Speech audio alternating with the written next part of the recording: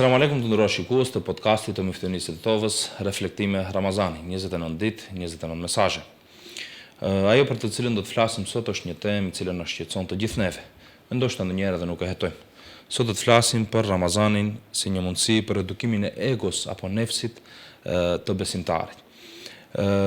Personi i cili do të flasë për këtë temë është magjistër Musanif Efendi Rufati, drejtor i sektorit për shkencë, kulturë dhe botimi islame pranë Bashkisë Fetare Islame të Republikës së Maqedonisë së Veriut. Fillimisht do të flasim një herë edhe për sektorin ku ai vepron, pastaj do të flasim edhe për temën të cilën e cekëm edhe më lart. Drejtor, selam aleikum dhe mirë se erdhën në këtë podcast. Wa aleikum selam, ju faleminderit për ftesën, mirë se ju gjetëm. Faleminderit edhe juve që pranuat të jesh pjesë e këtij podcasti. Ishte kënaqësi.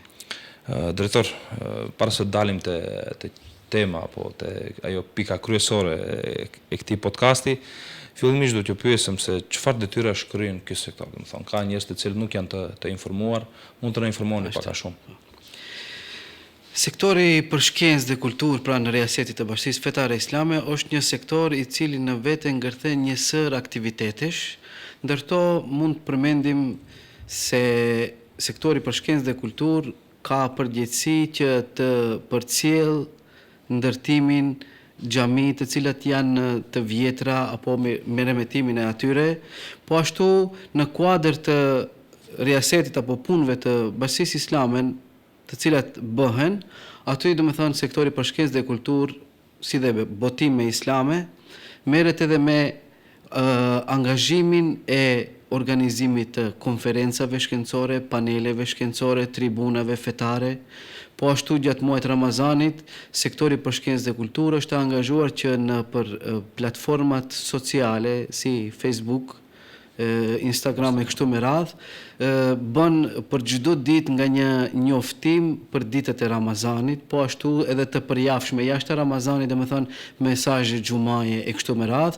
dhe nga vitet e kaluara i kemi për shembull disa aktivitete tjera, një prej tyre është edhe çdo ditë nga një pyetje rreth agjerimit, domethënë mesele fikore rreth agjerimit, por edhe për namazin. Për shembull vitin e kaluar kishim domethënë një mesele fikore rreth namazit dhe çdo ditë e trajtonim nga një pyetje bashkë me përgjigjen, kuptohet duke ju referuar edhe referencave që janë bazë në medhebin Hanefi.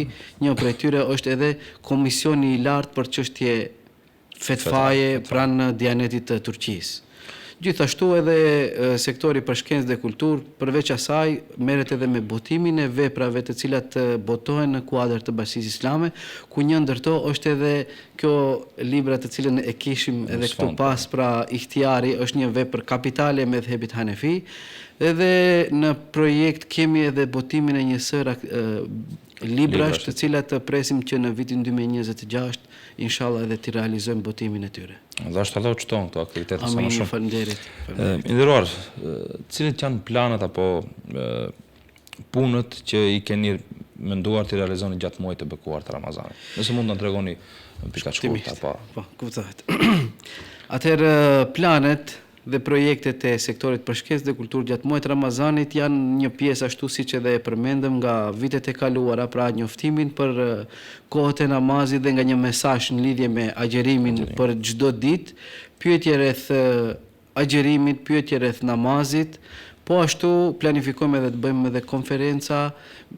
Kuptohet gjithë një këto i realizojmë në bashkëpunim me muftinit përkatëse të Bashkisë Islame. Për shembull, këtë vit e kemi edhe betejën e Bedrit në muftinin e Tetovës do ta realizojmë.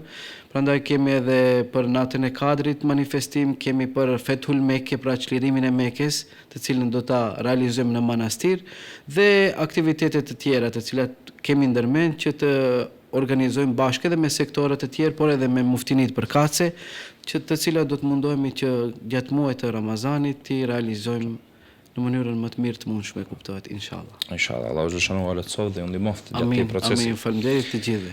Tash do të kalojmë pak te tema apo te top tema e këtij podcasti që ishte edukimi i egos.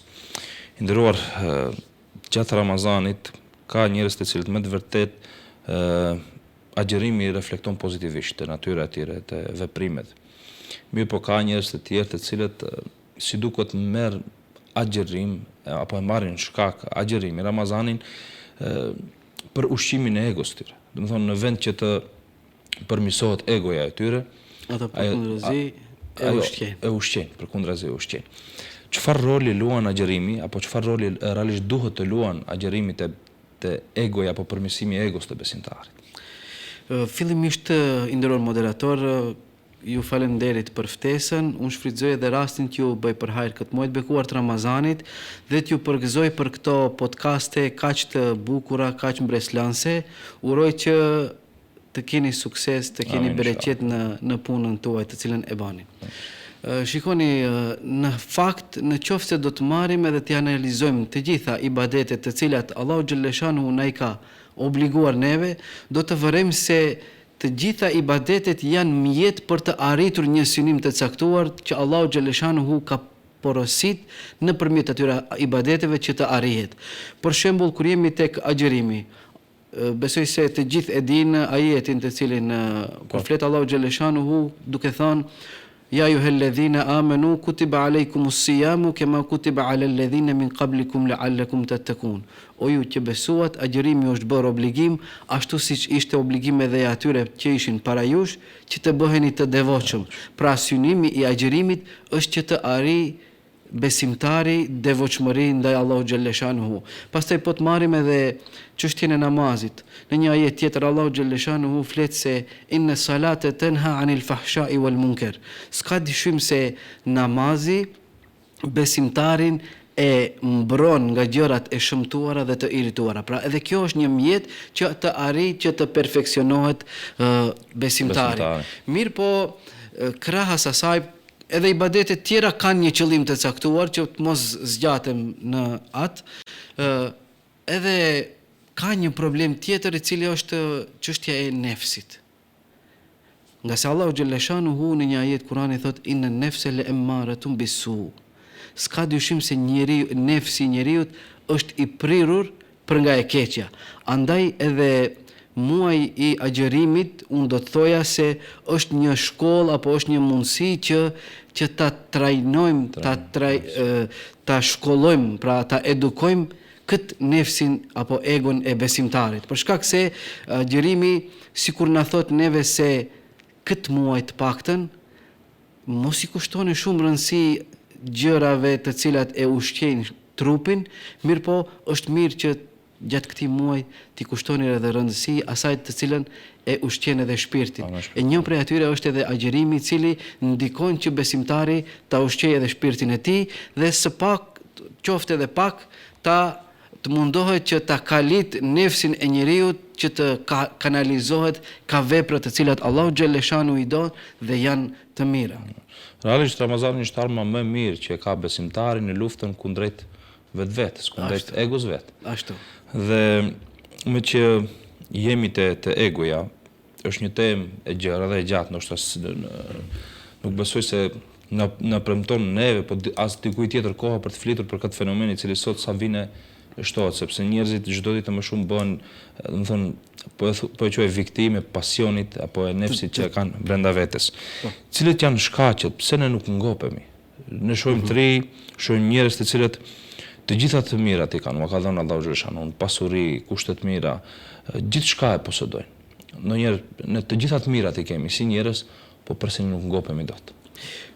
Shikoj nderuar moderator, unë fillimisht doja të nisja një nga hadithet e pejgamberit alayhis salam, një nga lutjet të them më qartë të pejgamberit alayhis salam, i cili shpesh lutet, sepse pejgamberi alayhis salam ka lutje të cilat i bonte më shpesh, ka lutje të cilat i bonte më radh, mirë po kjo të cilën unë do të mundohem që të fokusohem është një nga lutjet të cilën pejgamberi alayhis salam e bonte shpesh. Ai thoshte Allahumma inni a'udhu bika min al-ilmi la yanfa' wa min qalbin la yakhsha wa min nafsin la tashba' wa min du'ain la yusma'. O Zot, unë kërkoj mbrojtjen tënde nga dituria e cila nuk të bën dobi, nga zemra e cila të rebelohet ty, pra të rebelohet ndaj teje, nga nefsi apo nga egoja e cila nuk ngopet dhe nga duaja e cila nuk pranohet apo nuk gjen ndëgjim.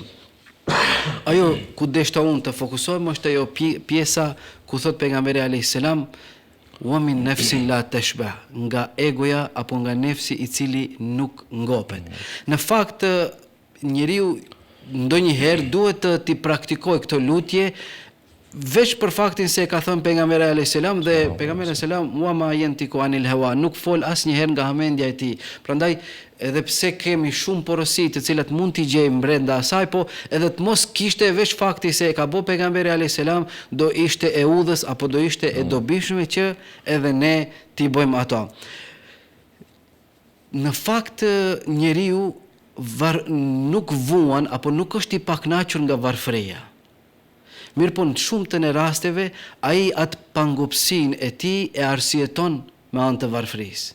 Për shembull, kur bisedojmë me njerëzit, do ta shohësh shumicën të cilët thonë, "A be hoxho, nuk mrihet, ta kisha pas kët, ta kisha pas atë tjetrën, ju mere keni, ju lete keni të thoni mirë, po nuk o bash qashtu, edhe kështu me radhë, gjithë një mundohet edhe ta arsjetoje atë pangopsin e tij. Në fakt nuk është se me të vërtet është i varfër apo ka nevojë, mirë po dëshiron, nga se siç përmendëm në fillim se egoja apo nefsi i njeriu kërkon çdo herë më shumë e më shumë.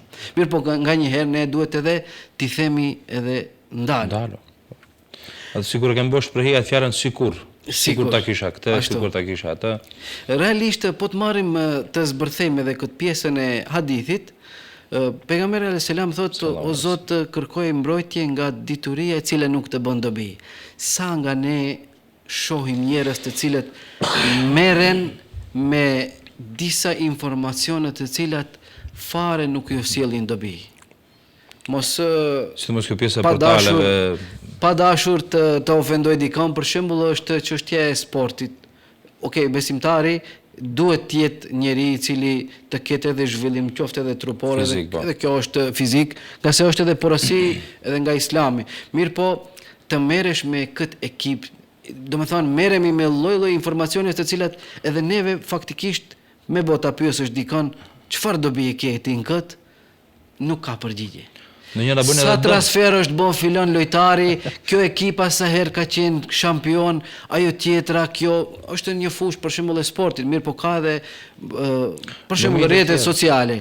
Çdo ditë lexojmë informacione të shumta të cilat ne nuk kemi hapësirë dhe nuk kemi mundësi që të marrëm të gjitha t'i filtrojmë a është e saktë apo nuk është e saktë, sepse edhe nuk na premton koha. Pastaj zhytemi edhe aty, për shembull, ka dalë një lajm që s'ka të bëjë absolutisht me neve. I lexojmë komentet aty, i lexojmë kritikat e kështu me radhë, mirë po vetëm është humbje kohe dhe secili po të marrim ta shohim edhe Facebooki e ka atë pjesën të hish të shohësh se sa kohë ke kaluar aty.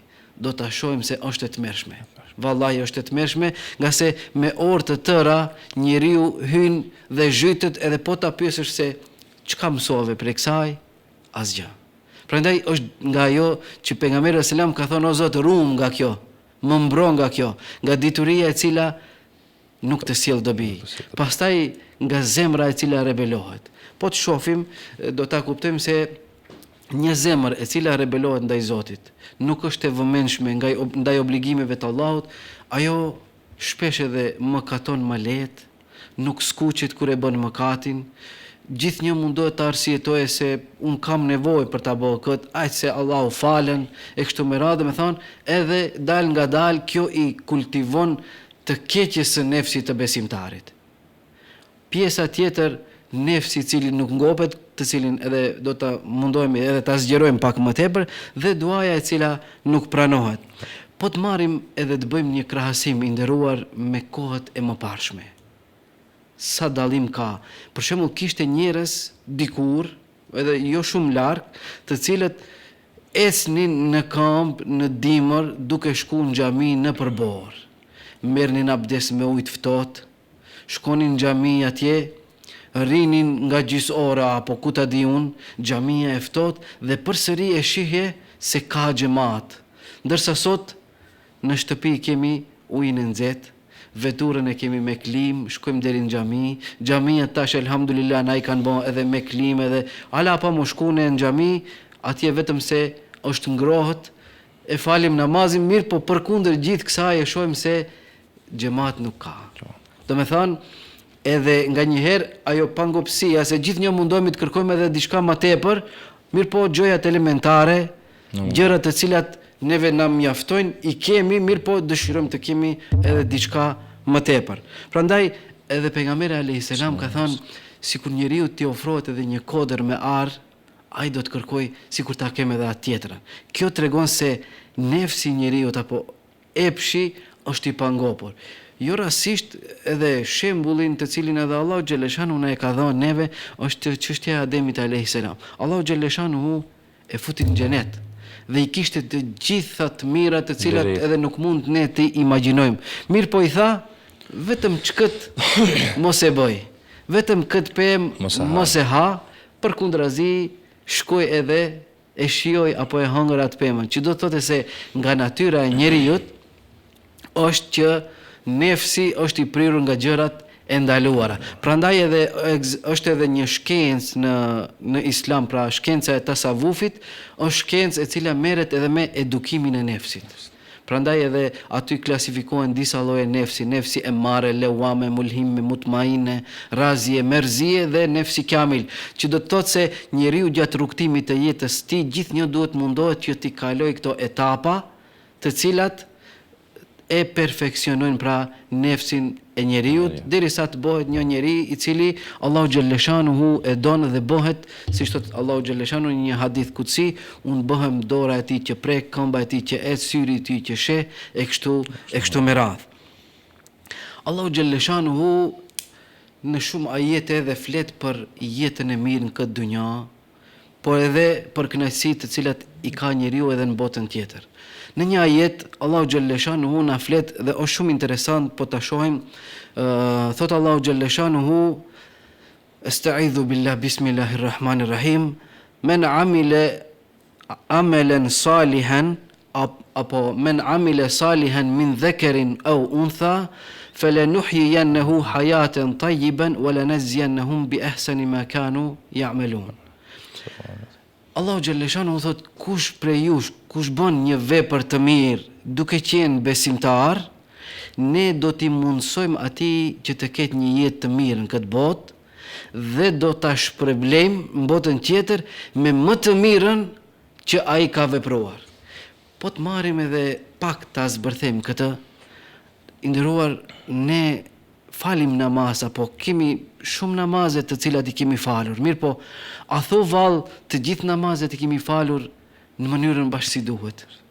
Po të marrim edhe t'ju vim pika, sa po ena, për shembull kemi marrë në një namaz të cilin e kemi falur. Ndonjëherë mendjen e kemi pas diku tjetër, ndonjëherë kemi pas ndonjë telashe, ndonjë stres, dhe vëmendja ndaj asaj që jemi duke e bërë, ndoshta edhe na ka ikur. Mirë po, Allahu xhaleshanuhu çka thot? Wala najziyannahum bi ahsani ma kanu ya'malun. Dhe ne do ta shpërblejmë me më të mirën. Pra Allahu xhaleshanuhu, kush bën vepra të mira, thot, do ta shpërblejmë me më të mirën. Prandaj edhe shpërblimin ndoshta do të na japë me anë të atij namazi që kemi pas 100 poen apo 100 pikësh. Për shembull, për ta thjeshtësuar edhe pak, në qoftë se shkojmë edhe në pazar, edhe shohim një njeri i cili shet molla.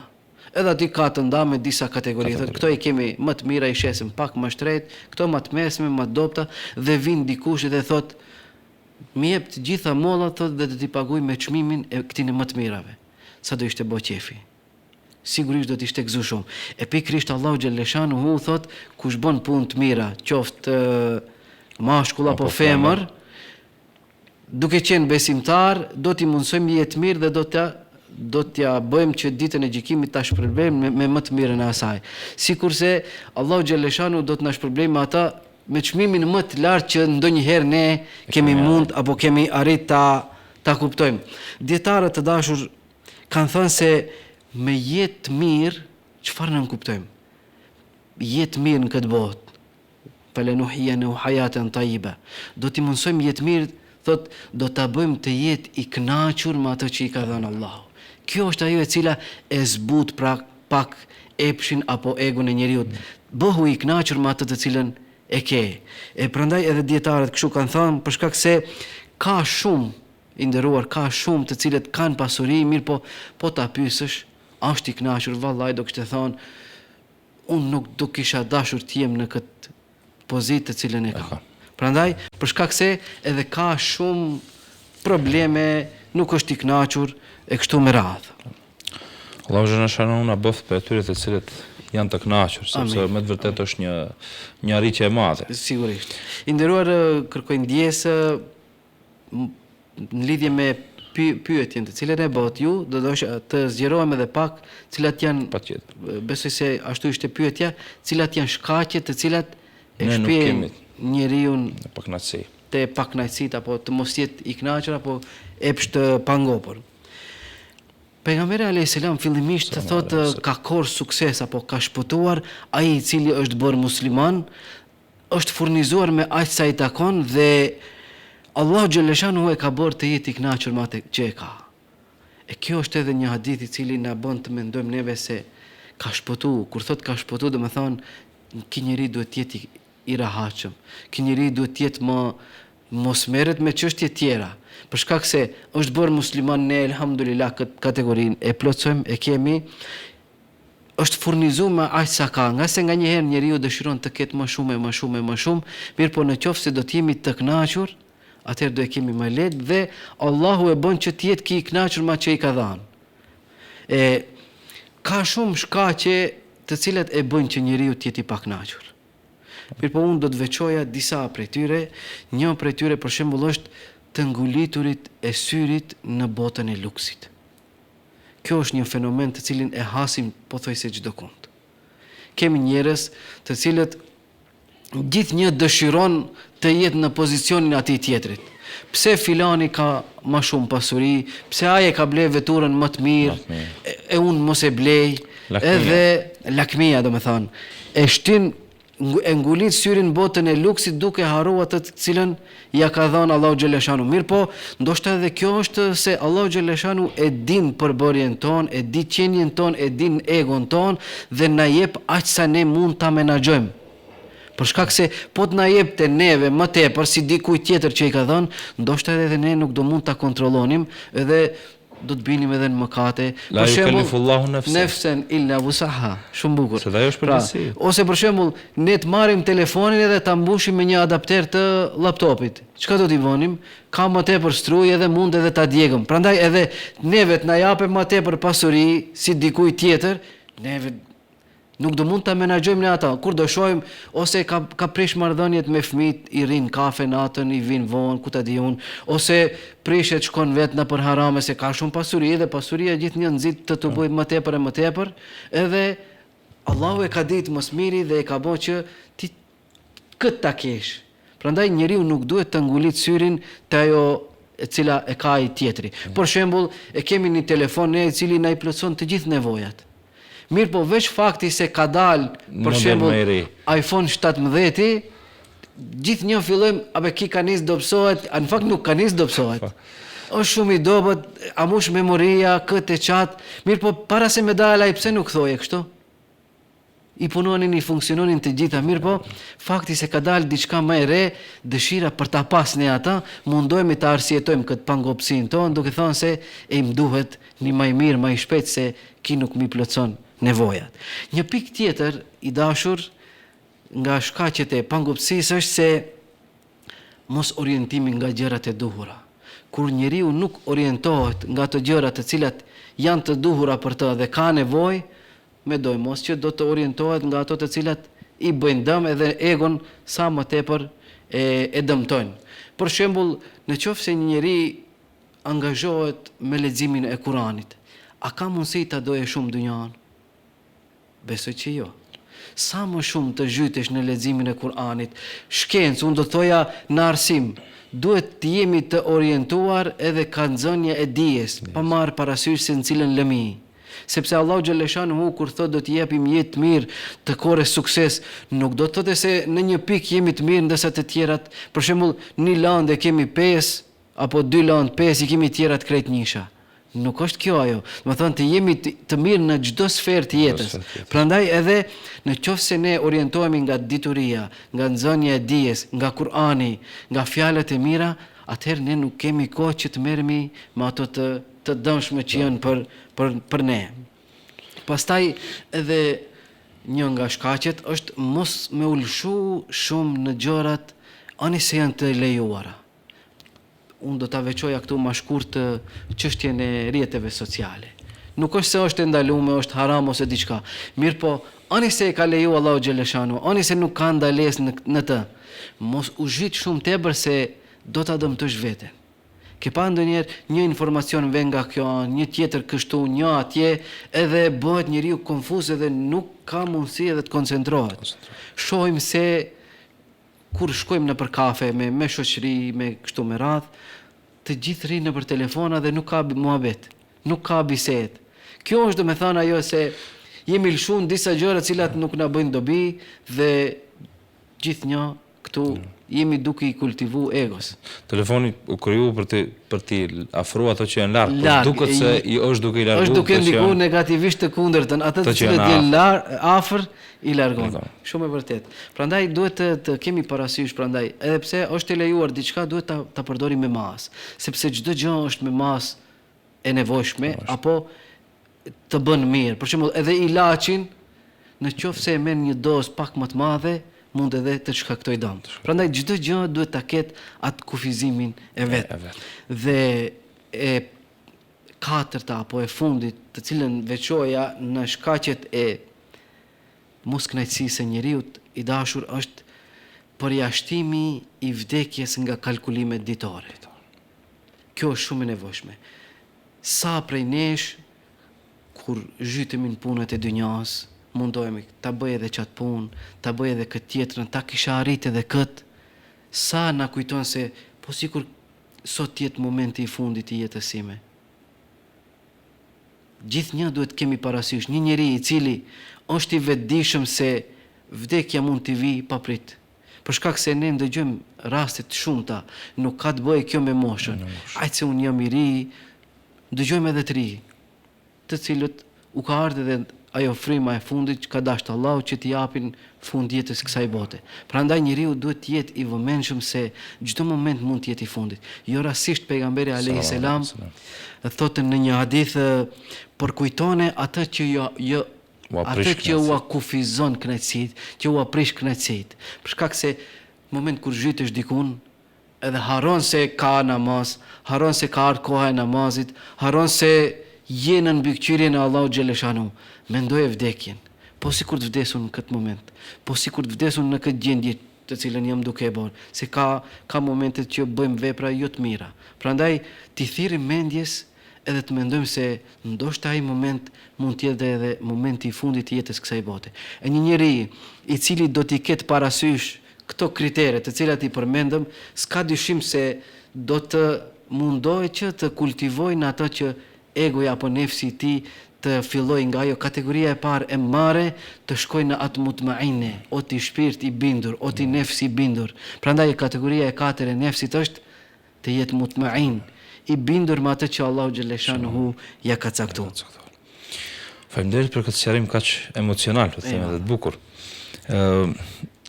Drejtor, si ta masim ne si besimtar, si njerëz se ndoshta jemi të prekur nga ky virus i egos, nga kjo, do ta quaj virus. Virus, po ashtu. Si ta masim? Nga ta dim realisht. Në fakt ka edhe mekanizma, sepse çdo kush prej nesh, kushdo që thotë se unë me çështjen e egos, unë nuk jam mendje madh, nuk jam egoist, nuk jam kështu e ashtu, në fakt është ngulitur kjo në zemrën e njeriu. Prandaj çdo njeri prej nesh nefsin e ka. Dhe nefsi gjithnjë thash mundohet që ta orientoj nga gjërat jo të mira. Mirë po, kënaqësia Allahu xhaleshanu duhet të jetë një program i cili ta detektoj në qoftë se hi diçka e pakëndshme në trupin e atij, menjëherë t'jap alarm.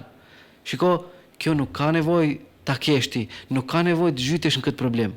Prandaj kënaqu me këtë që të ka dhënë Allahu xhaleshanu dhe mos u mundo, edhe pse besimtari duhet gjithnjë të arrijë më tepër e më tepër, mirë po kuptohet në suazat të së lejuarës, në suazat të normales, jo duke i anashkalu të gjitha rregullat të cilat Allahu xhaleshanu i ka parapa.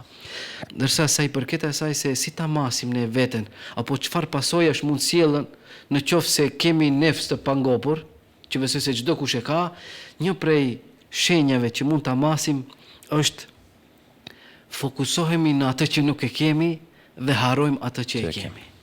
Shumë, kjo na ndodh shumë shpesh, i nderuar, se edhe më herët e përmendëm atë se e harrojmë këtë që e kemi, shëndetin për shembull. Një nga dhuntit më të mëdhaja që na e ka dhënë Allahu xhaleshanu është shëndeti. Mirë po ne e harrojmë shëndetin duke u fokusuar që të arrijmë një diçka tjetër, një vetur pak më të re ose ku e di çfarë. Allahu xhaleshanu në Kur'an çka thot? Wa in ta'uddu ni'matallahi la tuhsuha. Nëse do të mundoni që t'i numëroni mirësitë, ju nuk do të mund t'i numëroni sepse të pafund janë. Në qoftë se do të kishte thënë dikush një nga organet që i ke, a mund të ma kompenzosh sa pare dush, për shembull një veshk apo një sy ose një vesh, a do të kishim pranuar? Sigurisht që jo. Pse? Këto janë mirësitë të cilat shpesh ne nuk ja vëmë veshin. Pasuritë të cilat ne rrallës asnjë nuk e kujtojmë. Nuk i kujtojmë. Prandaj thashë fokusojmë në gjëra të cilat nuk i kemi duke i harruar këto. Njeriu gjithnjë duhet të jetë i vëmendshëm se Allahu më ka dhënë shumë të mira. Më ka dhënë shumë begati.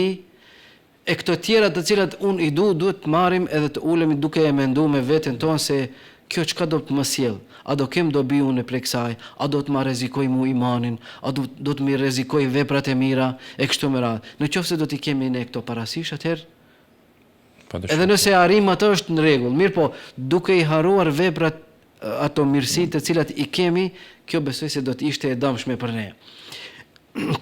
Një arsye tjetër apo një veçori veti e cila na tregon se kemi nefs të pangopur është rrezikojmë me prish mendimin e mirë për Allahun xhaleshanu. Pse? Për shembull kur njeriu dëshiron të arrijë diçka dhe s'mund të arrijë, çka thot? Allahu xhaleshanu nuk më mundsoi mua ta kem atë, po ja ka mundsuar ti. Allahu nuk është i drejtë me mua, hasim edhe kështu. Me thonë, pse mua nuk më dha Allahu, po ja dha atij. Prandaj rrezikojmë të prishim mendimin e mirë për Allahun xhaleshanu. Atëherë njeriu duhet ta di se Allahu e din më mirë se sa ky se çka i duhet. Prandaj duhet kemi parasysh se Allahu nëse nuk ta ka dhënë diçka apo nuk ta ka mundsuar, dije se është në hajrin tënd, e ka një urtësi. Një tjetër pikë apo veçori e cila mund të na tregoj se çfarë kemi nefs të pangopur është nefsi i pangopur e prish edhe ndjenjën e solidaritetit. Si për shembull, ke pa kur njeriu nuk është i ngopur, më i thonë duhet t'japim, është një projekt shumë i mirë për muajin e Ramazanit, duhet ta ndihmojmë këtë. Çka thot më njëherë? Unë s'kam për veti, mua më duhet, unë kam nevojë vet, edhe e prish ndjenjën e solidaritetit nga ajo pangopsia të cilën e ka. Dhe gjithnjë arsyeton, siç përmendëm edhe më herët, duke thënë se unë s'kam, mua më duhet.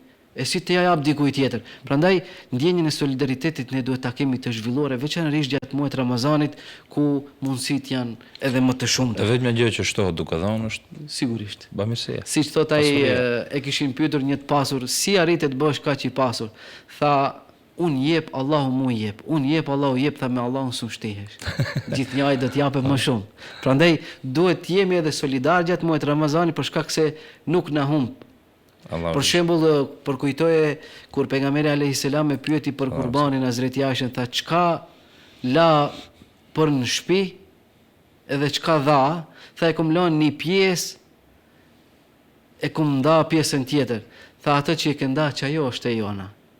Atë kemi për të gjetë Allahu xhaleshanu. Prandaj edhe ne atë që do e japim kemi për të gjetë Allahu xhaleshanu, ndërsa atë që e konsumojmë ajo harxhohet edhe shkon. Pastaj një pasojë tjetër është se nefsi i pangopur e lehtëson edhe bërjen e mëkateve.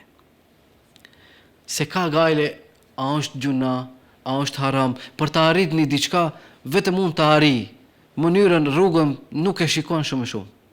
Si të arrijë unë këtë? A është në udhë të lejume, a është në udhë të ndalume, vetëm që mund të arrijë të qëllimi. Dhe një pikë tjetër i nderuar është shkakton fesat mes njerëzve. Nefsi i pangopur.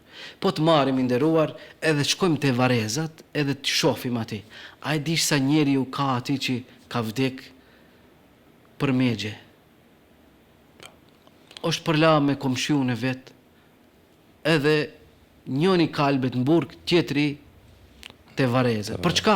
Për një megje, për një derë, jo s'bën ta vesh këtu, bën ta vesh këtu, për një mur, mos e vin pak më të qie, vin më të ka, edhe ai ka vdek, ai qetri në burg, ku i ngeli kjo? Megja ku i ngeli? Kërkuj.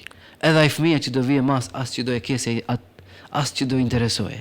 Prandaj e lehtëson bërjen e mëkateve dhe shkakton fesad, nefsi i pangopur. Andaj siç thash edhe një herë, ti thirrim mendjes se jemi duke shku në një orientim jo të duhur, mundësia më e mirë është në Ramazan që t'i kthehemi Allahu xhaleshanuhu dhe ta përmirësojmë nefsin ton dhe pika e fundit të cilën kam përzgjedhur e çon në xhenem.